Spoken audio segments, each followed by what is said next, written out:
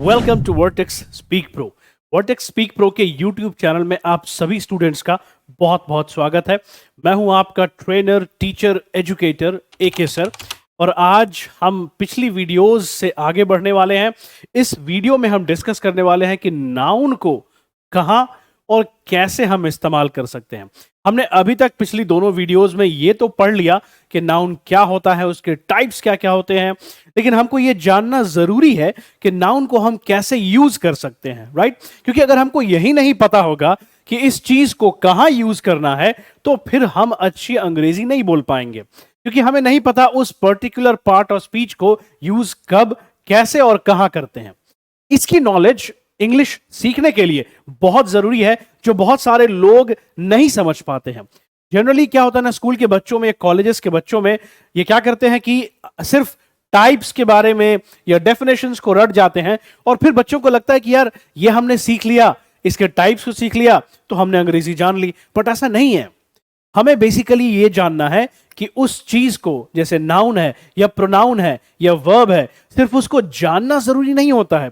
हमें यह समझना चाहिए कि हम उसको कब, कहां और कैसे इस्तेमाल कर सकते हैं। ठीक है, इसी चीज को मैं इस वीडियो में क्लियर करूंगा। लेकिन शुरू करने से पहले मैं आपसे यह कहना चाहूंगा कि अगर आप हमसे अभी तक नहीं जुड़े हैं तो भाई देर मत करो, जल्दी से हमसे जुड़ जाओ। हमारे इस वीडियो को लाइक करो, चैनल को सब्सक्राइब करो और बेल आइकन दबा दो, ताकि आप हमारा कोई भी वीडियो अपडेट मिस नहीं कर सकें। ठीक है, तो चलो बिना किसी देरी के इस वीडियो को शुरू करते हैं। थंबनेल से आपको काफी पता चल गया होगा कि आज हम बात करने वाले हैं नाउन के यूजेस की, how and where to use nouns, यानी कैसे और कहां हम नाउन का इस्तेमाल कर सकते हैं। इस वीडियो के बाद आपको नाउन्स की अच्छी खासी नॉलेज हो जाएगी और अपने सेंटेंसेस में आपसे नाउन से रिलेटेड गलतियां जनरली अब नहीं होंगी। तो इस वीडियो के अंत तक बने रहिएगा, एंड तक बने रहिएगा, क्योंकि मैं इसमें बहुत इंपॉर्टेंट जानकारी आपको देने जा रहा हूं। चलो अब हम शुरू करते हैं नाउन्स के बारे में। ठीक है, तो जब हम नाउन्स की बात करते हैं, हमने लास्ट टाइम नाउन्स की बात की, नाउन में मैंने उसका डेफिनेशन की बात की। हमने बात की कि भाई ये जो नाउन है कि कितने प्रकार का होता है, कैसे और प्रकार बना सकते हैं इसके हम, ये सारी इंफॉर्मेशन तो आपको हो गई। ठीक है, अब सवाल उठता है कि नाउन को इस्तेमाल कहां पे करेंगे। तो इस चीज को समझने से पहले मैं आपको एक चीज बताना चाहूंगा, एक बहुत ही बेसिक और बहुत ही इंपॉर्टेंट चीज। अगर हम अंग्रेजी की बात करते हैं तो मैं आप लोगों से, आप सभी से एक सवाल पूछना चाहूंगा कि अंग्रेजी ग्रामर में या अंग्रेजी लैंग्वेज में कितने अल्फाबेट होते हैं। मैं यहां पे थोड़ा पॉज लेना चाहूंगा ताकि आप लोग इस चीज का आंसर कर सकें, कमेंट में लिख सकें। हालांकि इस वीडियो में तो आप देख ही लेंगे कि कितने होते हैं, बट जनरली ये सवाल मैं अपने बच्चों से, स्टूडेंट से और कई लोगों से पूछता हूं कि भाई मुझे ये बताओ कि अंग्रेजी लैंग्वेज में कितने अल्फाबेट होते हैं। कई लोग मुझे जवाब देते हैं कि सर 26 होते हैं, देयर आर 26 अल्फाबेट्स। तो यहां पे ना मैं एक चीज क्लियर करना चाहूंगा कि 26 अल्फाबेट नहीं होते हैं। अल्फाबेट एक ही होता है, उस एक अल्फाबेट में 26 लेटर्स होते हैं। जी हाँ, ABCDEFGHIJKLMNOPQRSTUVWXYZ, ये 26 लेटर्स होते हैं और इन 26 लेटर्स को मिला करके एक अल्फाबेट बनता है। तो ये ट्रिक क्वेश्चन है, कई लोग इसका आंसर नहीं जानते हैं, कई लोग रॉन्ग कह देते हैं, गलती से कह देते हैं कि भैया 26 अल्फाबेट होते हैं, बट ऐसा नहीं है। अल्फाबेट एक होता है, उस एक अल्फाबेट में 26 लेटर्स होते हैं। अब हम जानते हैं कि लेटर्स को ही जोड़ करके हम शब्द बनाते हैं, वर्ड्स बनाते हैं। ठीक है, हाँ, अरेंजमेंट एक मीनिंगफुल में वे में होना चाहिए, ये नहीं कि कैसे भी जोड़ दिया। फॉर एग्जाम्पल, अगर मेरे पास ये 5 शब्द हैं, ABCDEF, ठीक है, या N है यहां पर, ये शब्द है। अब अगर मैं यहां पे लिखता हूं BDE, क्या ये एक वर्ड है? हमने इसको जोड़ के ही बनाया, लेटर्स को जोड़ के ही बनाया, लेकिन ये एक शब्द नहीं है। या मैं लिखता हूं FAE, ठीक है, या FAEAD, ये एक शब्द नहीं है। क्यों? क्योंकि हमने लेटर्स को मीनिंगफुल वे में नहीं जोड़ा। यहीं पर अगर मैं इनको मिला करके एक ऐसा शब्द लिखूं, DEAF, यानी डेफ, यानी बहरा, अब क्या हुआ कि ये एक शब्द हो गया, ठीक है, एक वर्ड हो गया। सो अगर टेक्निकली देखा जाए तो meaningful combination of letters gives us words. हम जब लेटर्स को एक मीनिंगफुल वे में अरेंज करते हैं तो ही हमें शब्द मिलता है। सिमिलरली हम जब शब्दों को मीनिंगफुल वे में अरेंज करते हैं तो हमें क्या मिलता है? वाक्य मिलता है, जिसको हम अंग्रेजी में सेंटेंस कहते हैं। जी हाँ, तो वाक्य जो बनता है वो शब्दों के मीनिंगफुल कॉम्बिनेशन से बनता है। अब सेंटेंस की जहां तक बात होती है तो सेंटेंस में तो हमें पता है कि भाई सेंटेंस में ही पार्ट्स ऑफ स्पीच होते हैं, राइट? अब सेंटेंस में नाउन की जगह कहां पे, ये हमको देखनी है। तो ग्रामर जब भी हम पढ़ते हैं, उस ग्रामर में हमको हमेशा स्टार्टिंग में एक बेसिक स्ट्रक्चर दिया जाता है। वो बेसिक स्ट्रक्चर होता है subject plus verb plus object, right? इससे हर एक इंसान, हर एक बच्चा इससे बिल्कुल ही अच्छी तरह से वाकिफ होगा कि SVO का ये कॉम्बिनेशन हमको हर टीचर सिखाता है, subject plus verb plus object, जो कि हर एक सेंटेंस का एक बेसिक स्ट्रक्चरल फाउंडेशन है। जी हां, हर सेंटेंस की नींव है ये। आप अंग्रेजी में जितने सेंटेंसेस बनाते हैं उसकी नींव है ये सब्जेक्ट, वर्ब और ऑब्जेक्ट का तालमेल, ठीक है? अब यहां पे हम नोटिस क्या करते हैं कि सब्जेक्ट हमेशा वर्ब के पहले आएगा और ऑब्जेक्ट हमेशा वर्ब के बाद आएगा, ठीक है? तो यहीं पर मैं आपको बोलना चाहूंगा, ये जो सब्जेक्ट और ऑब्जेक्ट आप देख रहे हैं ना, नाउन इसकी जगह ले सकता है। जी हां, तो नाउन, अब बात करते हैं कहां यूज कर रहे हैं नाउन को। तो नाउन को हम सब्जेक्ट की जगह पे या ऑब्जेक्ट की जगह पे इस्तेमाल कर सकते हैं एक सेंटेंस के अंदर। इसी चीज को ध्यान में रखते हुए अब मैं आपको आगे बताना चाहूंगा, और इन्हीं चीजों से केसेस, नाउन के केसेस की नाउन को किस तरह से इस्तेमाल किया जाए, यह बात सामने आती है। तो हम पहले डिस्कस करेंगे नाउन एज अ सब्जेक्ट, ठीक है? तो नाउन को किसी भी सेंटेंस में हम सब्जेक्ट की तरह इस्तेमाल कर सकते हैं। सवाल उठता है सब्जेक्ट होता क्या है, ठीक है? तो सब्जेक्ट का हम जरा डेफिनेशन भी देख लेते हैं कि सब्जेक्ट क्या होता है।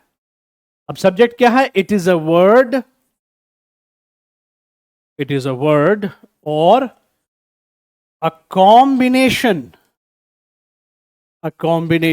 Of words about which something is said in a sentence, ठीक है? अब डेफिनेटिव पॉइंट ऑफ व्यू से सब्जेक्ट क्या है? इट इज अ वर्ड और a combination of words about which something is said in a sentence, यानी ये एक शब्द भी हो सकता है या शब्दों का समूह भी हो सकता है, ग्रुप भी हो सकता है, लेकिन ये बात क्या करेगा? उस चीज की बात करेगा जिसके बारे में बात की जा रही है। फॉर एग्जाम्पल, मैं यहां पे लिखता हूं एग्जाम्पल के तौर पे के रंजन वॉज ईटिंग पिज्जा, ठीक है? अब ये बहुत सिंपल सा सेंटेंस है जिसका मतलब है कि रंजन पिज्जा खा रहा है, सॉरी खा रहा था, पास्ट टेंस में है ये। सो रंजन पिज्जा खा रहा था। अब इस सेंटेंस को अगर हम देखें तो कौन खा रहा था, किसकी बात की जा रही है? तो एक सवाल ये आता है कि भाई कौन पिज्जा खा रहा था? तो रंजन पिज्जा खा रहा था, यानी ये पूरा सेंटेंस रंजन की बात कर रहा है कि रंजन पिज्जा खा रहा था। तो रंजन क्या हो गया? सब्जेक्ट हो गया। तो सब्जेक्ट क्या है? ये एक वर्ड का भी हो सकता है और वर्ड्स का ग्रुप भी हो सकता है, लेकिन ये बात करेगा उस चीज की जिसके बारे में पूरा सेंटेंस बात कर रहा है। उसी को हम क्या कहेंगे? सब्जेक्ट। तो नाउन को आप सब्जेक्ट की तरह इस्तेमाल कर सकते हैं सेंटेंस में वर्ब से पहले, ठीक है।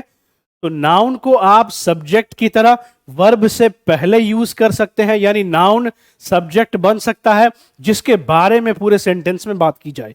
एक चीज तो ये हो गई। दूसरा आपको आता है कि भाई नाउन को हम ऑब्जेक्ट की तरह भी इस्तेमाल कर सकते हैं। अब ये बात जब मैंने कह दी कि नाउन को आप सब्जेक्ट की जगह पे इस्तेमाल कीजिएगा, तो ऐसा नहीं है कि आप किसी और पार्ट ऑफ स्पीच को सब्जेक्ट की जगह पे इस्तेमाल नहीं कर सकते। दो और ऐसे पार्ट्स ऑफ स्पीच हैं जो सब्जेक्ट की जगह इस्तेमाल हो सकते हैं। एक है प्रोनाउन और दूसरा है वर्ब। कैसे, ये मैं आगे की वीडियोस में बताऊंगा जब प्रोनाउन और वर्ब के बारे में हम बात करेंगे। फिलहाल हम नाउन की बात कर रहे हैं, तो मैं यहां पे सारी बातें नाउन से रिलेटेड ही करूंगा। ठीक है। तो नाउन अब सब्जेक्ट की तरह इस्तेमाल हो गया, तो नाउन को हम ऑब्जेक्ट की जगह भी इस्तेमाल कर सकते हैं। फॉर एग्जाम्पल मैं पिछला सेंटेंस ही लेता हूं, बट उससे पहले ऑब्जेक्ट को मैं जरा डिफाइन कर दूं। ऑब्जेक्ट क्या है? It is a word in a sentence upon which the subject acts। यानी ऐसी चीज है सेंटेंस में जिस पर सब्जेक्ट काम करता है। अब कैसे काम करता है, इसका ज्यादा डेफिनेशन हम वर्ब में डिस्कस करेंगे। ऑब्जेक्ट की जब बात करते हैं, नाउन एज एन ऑब्जेक्ट की बात करते हैं, तो मैं पिछला सेंटेंस लूंगा कि रंजन वॉज ईटिंग पिज्जा। ठीक है। अब रंजन क्या कर रहा था? पिज्जा खा रहा था। तो रंजन क्या खा रहा है? पिज्जा। ये चीज खा रहा है। तो जिस पर काम हो रहा है रंजन का, उसको हम कहेंगे ऑब्जेक्ट। ठीक है। यानी ऑब्जेक्ट की जगह नाउन ले सकता है। तो यहां पे हमको यह पता चला कि नाउन को हम कहां कहां इस्तेमाल कर सकते हैं। तो नाउन को तो हम इस्तेमाल कर सकते हैं कहां पे? सब्जेक्ट की जगह पे। और नाउन को इस्तेमाल कर सकते हैं हम ऑब्जेक्ट की जगह पे भी इस्तेमाल कर सकते हैं। अब ऑब्जेक्ट आपको दो तरह का होता है। जब हम ऑब्जेक्ट की बात करते हैं तो ऑब्जेक्ट की भी कैटेगरी है। एक है इनडायरेक्ट ऑब्जेक्ट और दूसरा है डायरेक्ट ऑब्जेक्ट। उसको भी समझना जरूरी है नाउन के प्लेसिंग को समझने के लिए। तो जरा हम ऑब्जेक्ट पे एक नजर डालते हैं यहां पे। फाइन। तो जैसा मैंने बोला, ऑब्जेक्ट क्या होता है? दो कैटेगरी में आप ऑब्जेक्ट को बांट सकते हैं इंग्लिश ग्रामर में। पहली कैटेगरी होती है इनडायरेक्ट ऑब्जेक्ट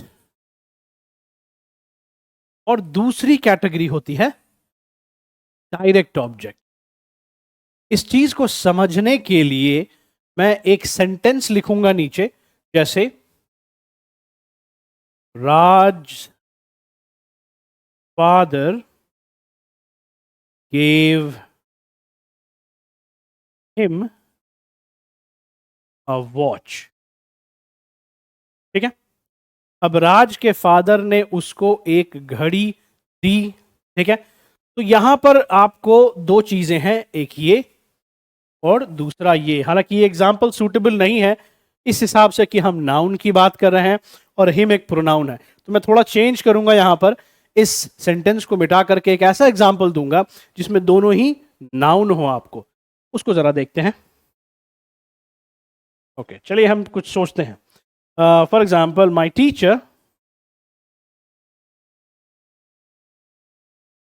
गेव राजेश अ चॉकलेट।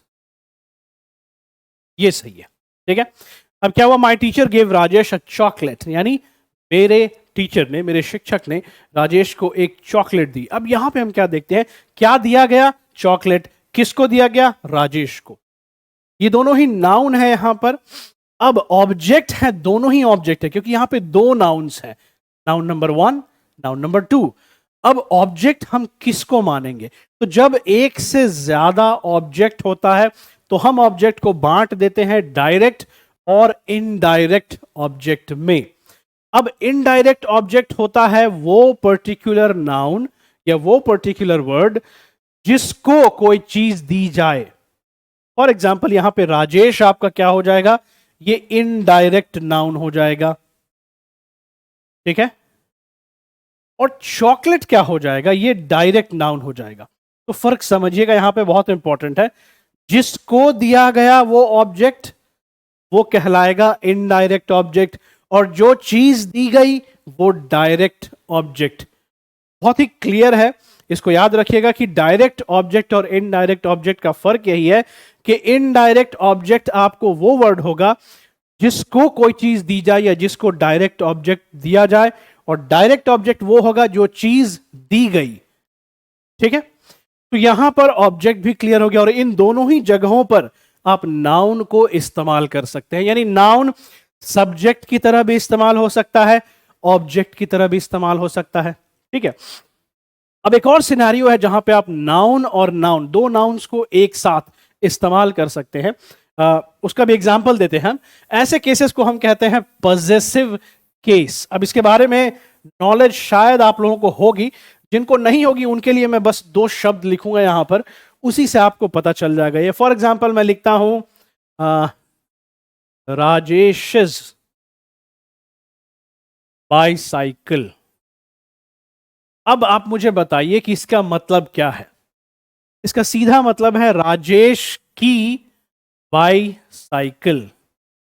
राजेश की बाईसाइकिल। मैं हिंदी में ही लिख रहा हूं, मेरी हिंदी थोड़ी, राइटिंग थोड़ी कमजोर है मेरी। तो राजेश की बाईसाइकिल। अब ये राजेश वर्ड जो है ये भी नाउन है और बाईसाइकिल भी नाउन है। यानी एक नाउन दूसरे नाउन के साथ जुड़ सकता है, ऐसे भी आप इस्तेमाल कर सकते हैं नाउन को। और ये जो आपको दिख रहा है, ये ऊपर में एक कॉमा टाइप का, नीचे में एस, इसको हम कहते हैं अपॉस्ट्रोफी।